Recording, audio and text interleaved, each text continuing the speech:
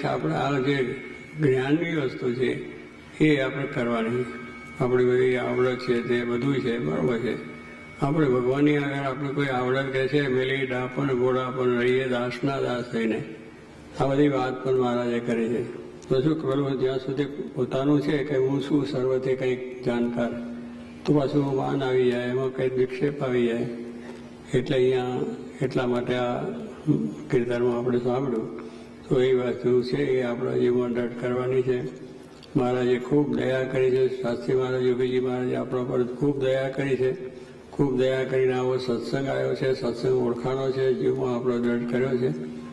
અને એ રીતે આપણે એવું આનંદમાં રહીને, એકબીજાનો મહિમા સમજીને, એકબીજાના પ્રત્યેનો પ્રેમ રાખીને અને એ આપણે આ સેવા જો કરીએ તો આપણે અંતરમાં સુખ ને શાંતિ રહે અને સર્વ પ્રકારે સુખ્યા રહે.